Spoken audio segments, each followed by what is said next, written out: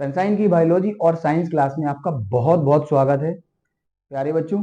जैसे कि आज लगभग 3 या 4 दिनों के बाद आज कुछ थोड़ी प्रॉब्लम के कारण मैं यहाँ पे ऑनलाइन आपके सामने नहीं आ पाया, और उसके बाद आज से फिर से ऑनलाइन क्लास कुछ प्रॉब्लम्स हो गई थी, उसके कारण नहीं आ पाया था।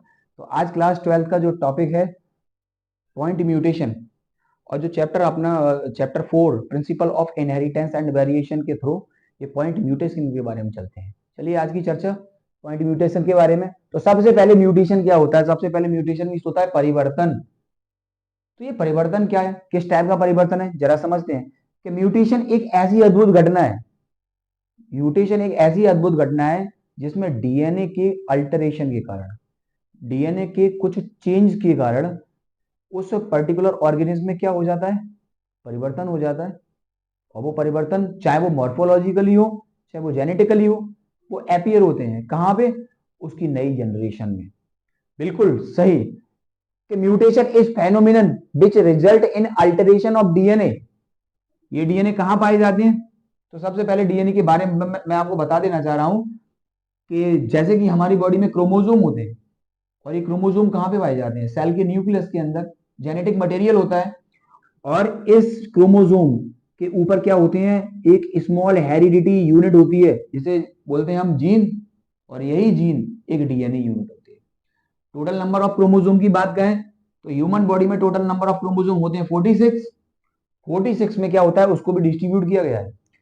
इसमें लगभग 22 पेयर होते हैं ना, जो 22 पेयर होते हैं ऑटोसोम्स 44, और 1 पेयर होता है सेक्स क्रोमोजोम।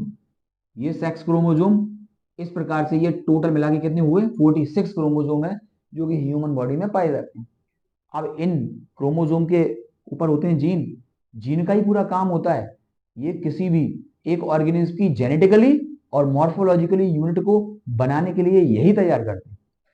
अब क्या होता है, कहीं ना कहीं अगर इसी डीएनए यूनिट में कोई परिवर्तन हो जाता है किसी प्रकार से क्रोमोजोम में, वो डीएनए एसर्शन, इंसर्शन हो जाता है या डिलेशन हो जाता है, या यूं कहें उस डीएनए की एक कॉपी ज्यादा हो जाए या उसकी एक कॉपी कम हो जाए, उसके कारण क्या हुआ, अगली जनरेशन में उसका प्रभाव देखने को मिलेगा। और वो प्रभाव ये होगा कि किसी न किसी प्रकार से, चाहे मॉर्फोलॉजिकली हो चाहे जेनेटिकली रूप से उसमें परिवर्तन होता है, और इसी परिवर्तन को कहते हैं म्यूटेशन। तो इसमें जो डीएनए का सीक्वेंस है consequently result in change in genotype, उसके कारण से उसके जीनोटाइप में चेंज हो जाता है। और जीनोटाइप क्या होते हैं, जीनोटाइप वो पर्टिकुलर जीन होते हैं। जैसे कि मैं आपको बात बताऊं, जैसे मेंडल ने पी प्लांट्स के ऊपर सबसे पहले अपना एक्सपेरिमेंट किया, कैपिटल डी एक जीन पेयर के रूप में हो गया, स्मॉल टी जो कि ड्वार्फ वाले कैरेक्टर थे, एक जीन ये हो गए।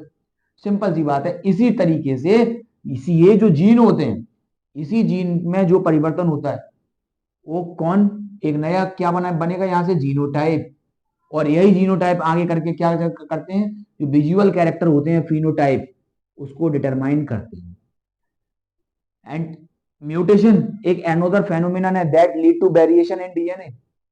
डीएनए में परिवर्तन का कारण ही कौन बनता है, ये म्यूटेशन ही कारण होता है।